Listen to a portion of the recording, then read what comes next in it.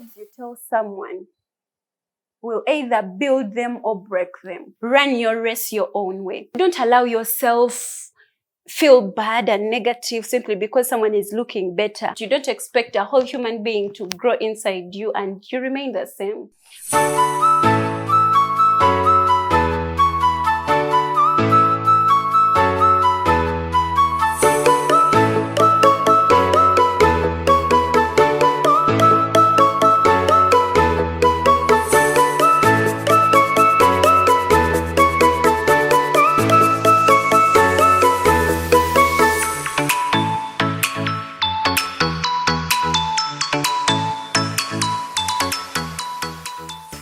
Hello, welcome back. If you're new here, I'm Mora Bakire. Welcome to Bakiresmission. So previously, we talked about how to build or boost our self-esteem. If you haven't watched that yet, kindly check the description below. You'll find the link and please make sure you watch it. It will help you a lot. And today, we are talking about some of the causes to low self-esteem. First of all, what is self-esteem? Self-esteem is an individual's subjective evaluation of their own worth. Yes, it is you trying to evaluate your own worth. Nobody else does it for you. And self-esteem is something that affects or impacts a lot of things in our lives. It affects our decision-making process. It affects our relationships. It affects literally our well-being altogether. People with a low self-esteem tend to doubt their decision-making process. They are demotivated. They are afraid of taking on new challenges. They are literally always on the lows most of the time. They are not happy. Sometimes they pretend to be, but deep inside, they are not happy.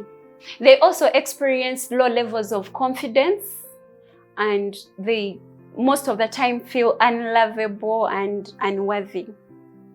So today I would like us to look at what are some of these causes. What are the causes of this low self-esteem? Number one, it is an unhappy childhood.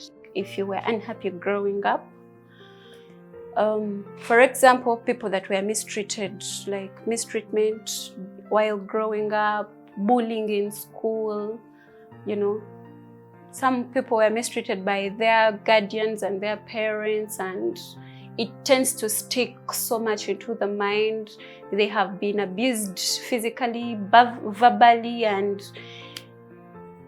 they feel like that is them, that is their life, like they are not worthy. So they grow up feeling negative about themselves and having low self-esteem. That is one of the primary causes of low self-esteem.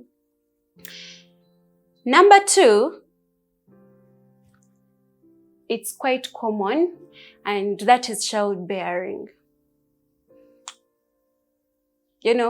Childbearing comes with a lot of body changes. Pregnancy, I'm talking about pregnancy.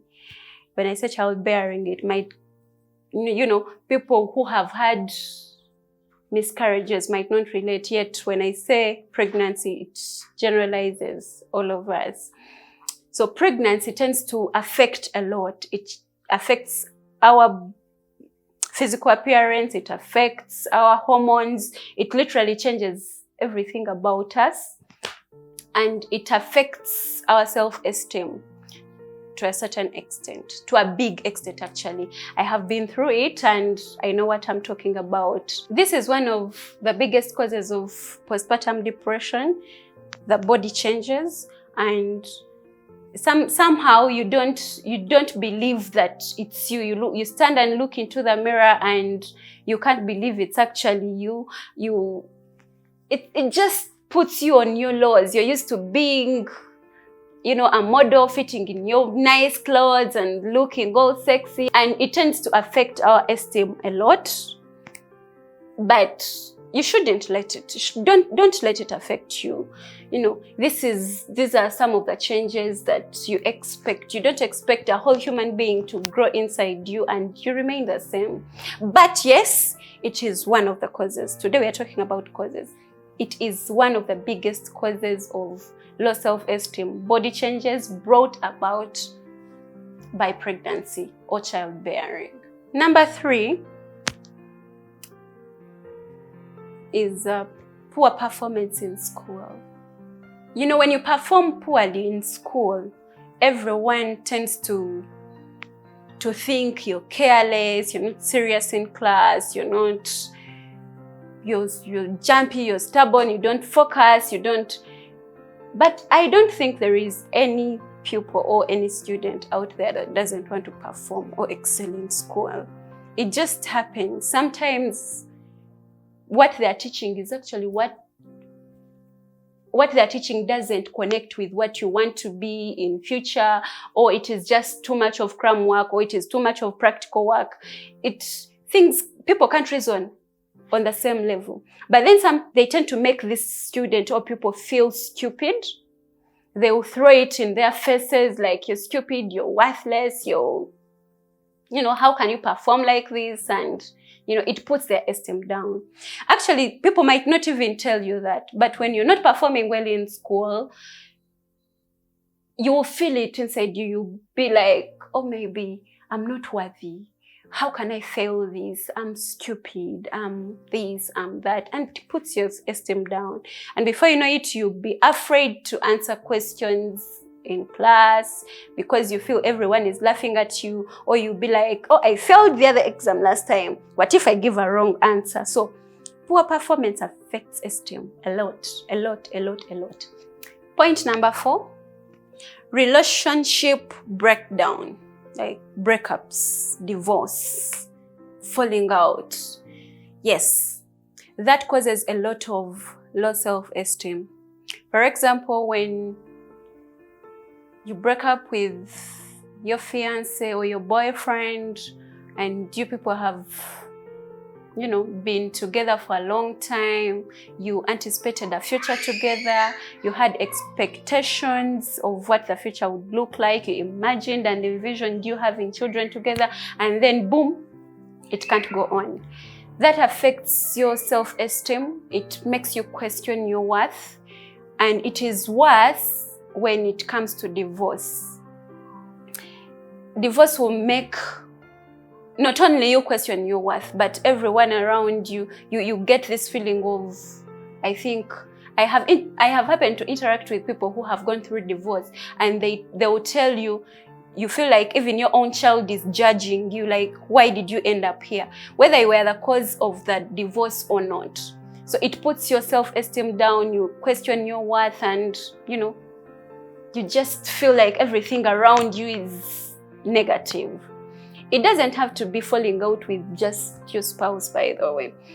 It comes also with falling out with people like your parents, your siblings, your colleagues at work. It will still affect your esteem. I'll give you an example of you falling out with your own father because of change of religion. You were raised Muslim and you're now turning to Christianity, or vice versa. This tends to strain the relationship so much, and some parents will go to the extreme of disowning you. So you start asking yourself, if my own parent can disown me and tell me, you know what, you're no longer part of this family, how about the rest of the world? Am I really worthy of living? Or am I lovable? Am I worthy? You question everything. You question your existence itself. So it affects your self-esteem a lot. Falling out, relationship breakups, divorce, horrible. It really puts your self-esteem down. Cause number 5, comparison. Comparison is a thief of joy. The moment you start comparing yourself, you're doomed for low self-esteem, you're doomed for negativity. Reason, you start looking at what you don't have or what you could be having and all that, and you forget to look at what you actually have. I'll give you an example of, when you've just given birth, for example, and you're consuming all this social media content. You've given birth, you're fat, the breasts are the other side, the stomach is, you've all changed, you don't believe it's you.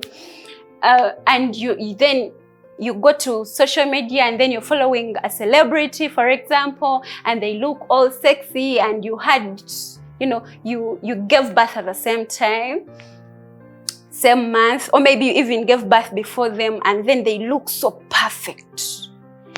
And you start asking yourself, oh my God, it's like, I think I'll never go back to normal, or I'll look this worth, I don't look good. You're questioning yourself, your worth, your beauty, basing on someone else's looks. You don't know what they did in the first place. You don't know if they've had surgery. And this is them, and this is you. Like, you're two different people. You can't be the same. Run your race your own way. Let this comparison thing, when you look at someone, for example, I'll still use the postpartum thing. Like, you've given birth at the same time with someone, and then they're looking all hot and they're back to normal and you're not. Let it not be a hindrance. Let it not put you to your lows. Let it actually be a motivation, Don't allow yourself feel bad and negative simply because someone is looking better. You can thrive, You don't have to be like them, but let it be a motivation. Let it inspire you instead of putting you down. If you have to compare yourself, at least let it be for the better. Let it be for inspiration, not to put you down.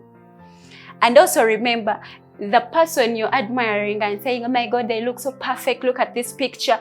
They have probably taken 1,000 pictures and chosen just that one perfect picture. Okay? So just don't let comparison, don't compare yourself. Just run your race, do your thing your own way. Because comparison is the biggest cause of low self-esteem. Another cause of low self-esteem is people focus on the negatives and forget to look at the positives. Like, you're always looking for the negative. Definitely, you're going to be at your lowest most of the time. You're going to lose your self-esteem. Try shifting your focus from the negative to the positive. Point number 7. Another, it is being too critical on yourself, You're too critical on yourself. Like, yes, it's okay to be a perfectionist. It's okay to make sure you take charge and you notice all these small things, but don't be too critical on yourself. For example, oh my God, maybe you've done your lipstick bad and you're like, oh my God, I look so horrible. You're being too critical. It's just lipstick. Maybe you've done a hairstyle and then you step out, then you meet about, it is common with ladies. A friend gave me a call, she did very beautiful hair, then she moved out only to meet about 3 people. Before she reached her destination, she had already met 3 people with the same hair. And she called, she wanted to, put it out simply because she was feeling so bad. She had moved out feeling all good and eager for this meeting, but by the time she reached her destination, she was on the negative, her esteem was down. That shouldn't make you, you're just being too critical. Don't be too critical on yourself, and don't speak negative things of yourself. For example, you break something and out of the blue you're saying, oh my God, I'm so clumsy, I'm too careless. Pick it up and move on. Stop being too critical and analyzing everything, and especially on the negative side. Stop it. The other cause of low self-esteem is financial trouble. Poverty, brokenness. Yes. You see, when you're broke, you get invited to get-togethers and you'll be afraid to go because you're not even able to contribute to the drinks or the food. 2, you'll be invited to family get-togethers and you're afraid, what if they ask you to contribute something, or what view are they going to have of you, like they expected you to have and you don't. I mean, they educated you and things are not going right. No, but I'm just giving you examples of how poverty can really put you down. You can't afford what you want, you can't pay bills, you're always begging, you're always borrowing. Oh God.